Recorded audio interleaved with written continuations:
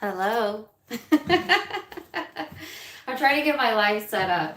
I don't usually go live at night. If you're already in here, what's up? What's up, guys? Welcome back. I have my Good Vibes Only t-shirt on, representing.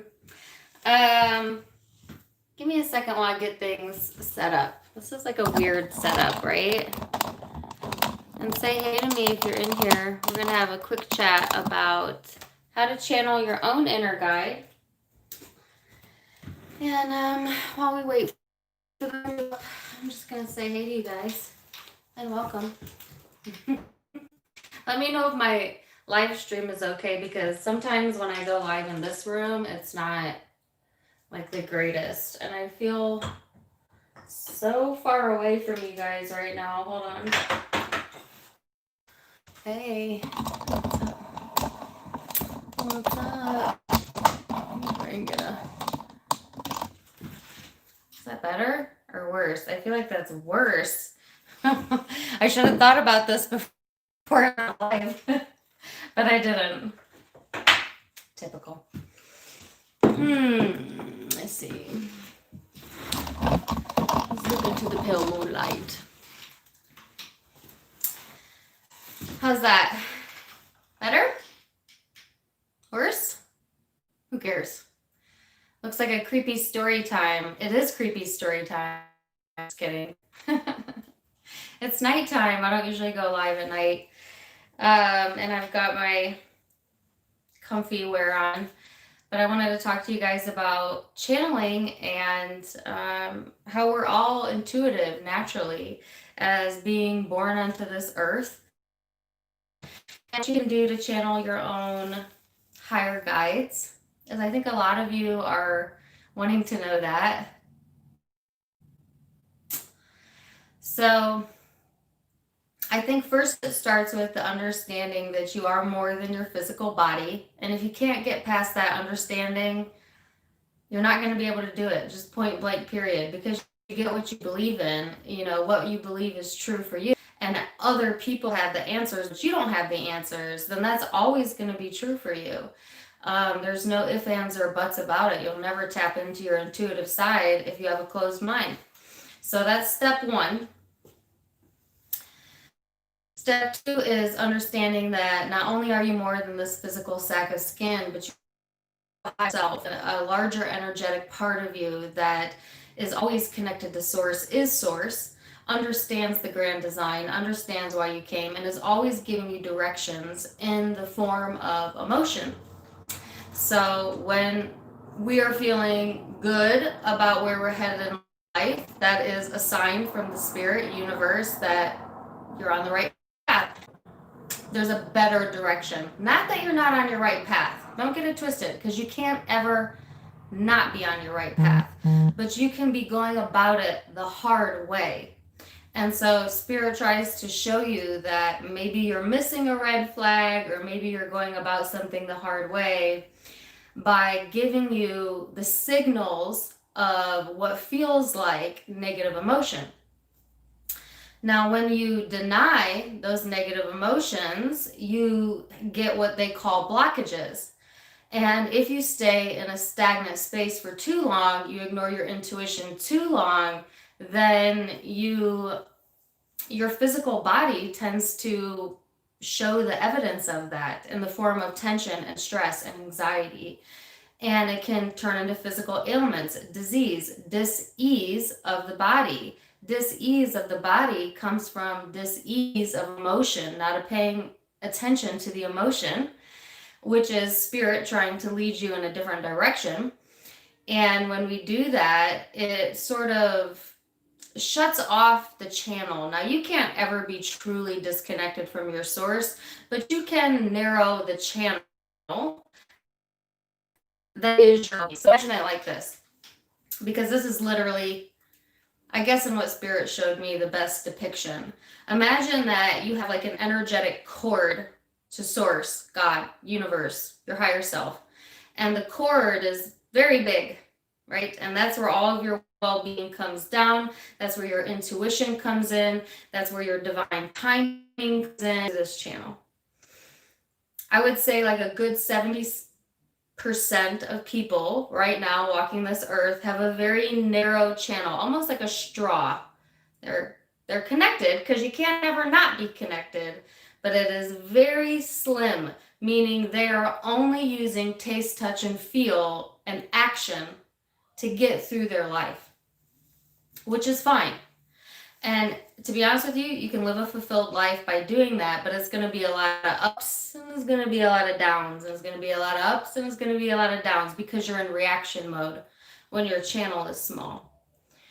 It's not that the greater channel available, it's just most people aren't open-minded enough to ask the questions that need to be asked to open the channel. But it's available to you. It's meant to be that you're encased in well-being, the well-being that is you, and you're in creative mode. But unfortunately, a lot of us get tossed around in life. I mean, life is hard. You know what I'm saying? Like, I've been through all of it with you guys. It's easy to get tossed around in life and forget where you came from, and the channel, just the faith. And faith is what keeps your channel open, FYI, because faith is an emotion. But the channel becomes smaller and slimmer and slimmer and slimmer. And therefore, the well-being does not run as easily as it should through the person. Why am I telling? Meaning you can't tap into your intuitive psyche, but all of us have the ability to channel. All of us have the ability to tap into our higher self. All of us have the ability to be all the time. And you were not sent here without guidance. And so I wanted to give some tips as to how you can reconnect and reopen the channel that is yours and available to you. I think it's important to note that you do not have to be of any affiliation in order to be connected to spirit, because source is unconditional and it loves you regardless of your condition, belief structure, background, race, religion. It matters. Are you allowing or are you allowing? So the first part of it is to get into a state of allowance. Now, how you get into a state of allowance, the easiest is through meditation. 15 minutes in the morning, a big glass of water, because your body is made of water, so hydration will naturally give you more acceptance, as it is part of your cellular composition. But 15 minutes first thing in the morning, before you check your emails, before you get out of bed, before you start thinking about yesterday, to set the tone. And what you're doing in meditation is not just relaxing your mind, but you're getting rid of the ego thought just for a second. And it only takes like a minute, like a millisecond, honestly. Sit in meditation for 15 minutes. About 1 to 3 minutes of that meditation is probably where you'll get detached, meaning you will connect with your higher self. You'll feel a sort of movement outside of the physical body that feels like release of tension at first. Your body will start to feel calm and relaxed. You'll want to do 3 breaths in, at the count of 3 breaths in, 5 breaths out. All through your nose if you can, and it will anchor your spirit, okay, so you don't float away. You can't float away, but you know what I'm saying. It'll help ground you while you meditate. And it'll slowly open up the channel. 3 in, 5 out. Okay, so let's do it together so you can get a feeling for what it looks like.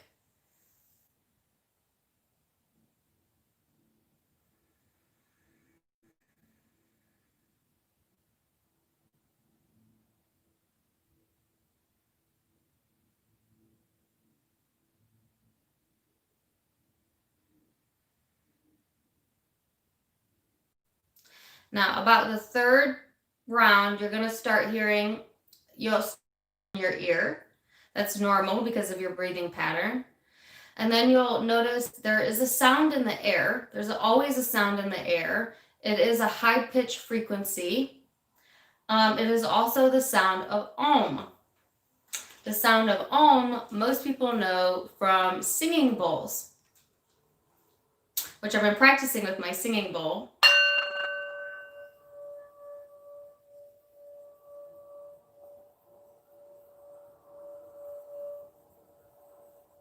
Do you hear that?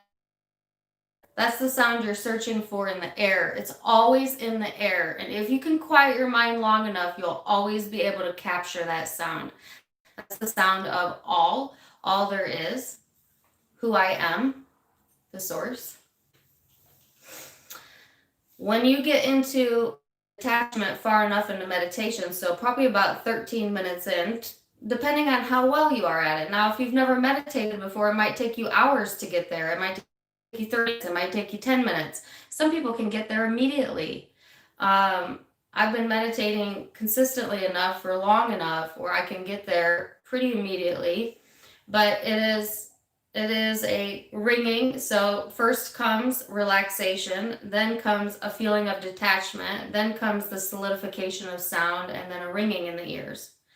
Now, that's when you are aligning with source. So I feel it like an energy wave that comes in through my ear and up like this.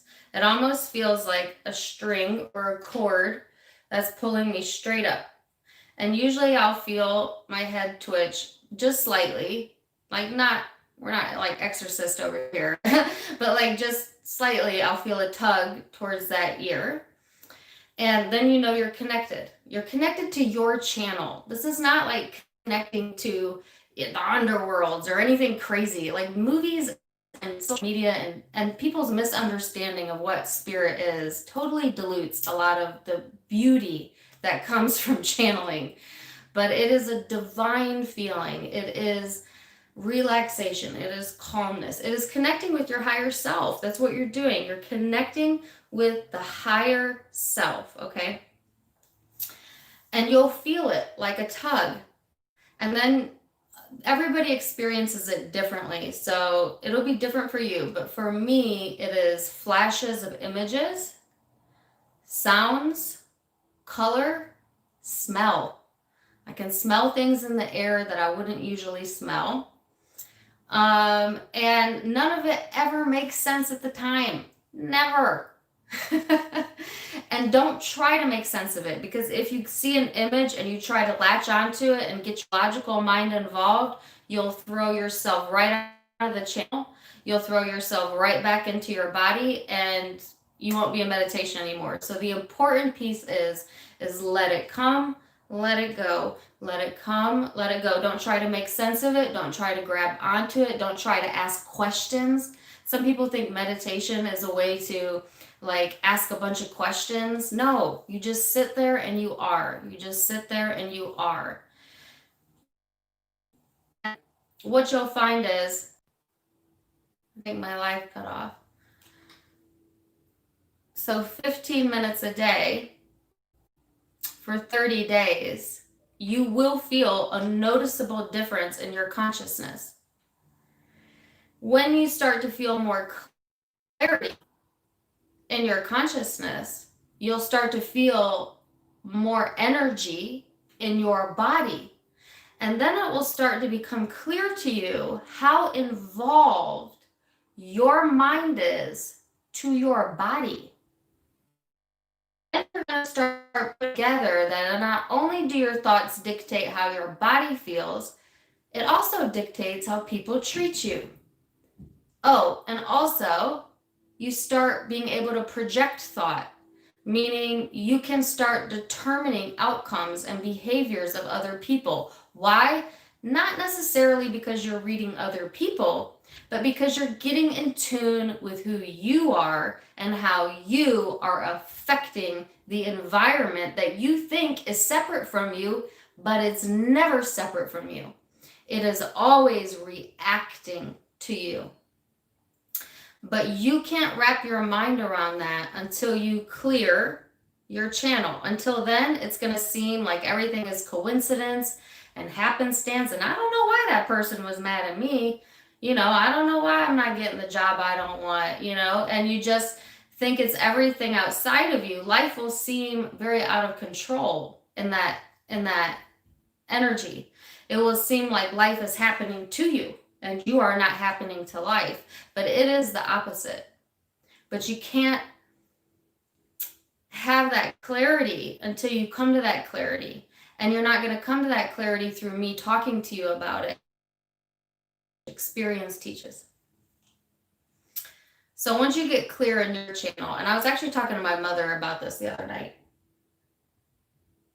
We were talking about how do you know the difference between picking up on someone's energy and it being a reflection of your perception of them, or is it a reflection of how that person actually feels? And if you don't have meditation in your life and you don't consistently clear you cannot channel first. You can't, because everything that bounces back to you will be a perception, a mirror, reflection. You'll pick up on it sometimes. That's not saying you can't have intuition, because you can still have intuition without meditation and be accurate, but you won't be accurate all the time. You'll only be accurate sometimes. Like sometimes you'll find yourself being right. Like I knew that person was up to something. And me and my mom had a great conversation about what it is, and it's called static. If you don't clear and cleanse your channel through meditation, you have static in your channel, meaning that energy intertwining in your perception and their energy. And so it's not to say that you can't be accurate, but it's going to be a lot about your ego and perception that you're picking up, and less about that person's genuine. Are clear in who you are, which comes through meditation, and you're clear with spirit, then when you interact with another person, you will have zero doubt whether it's your energy, manifester of your vibration. That's the only way you know. That's the only way you know.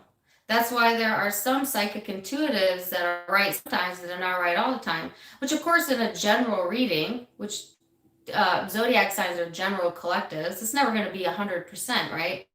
Because there is always some bias there and there's a lot of people watching.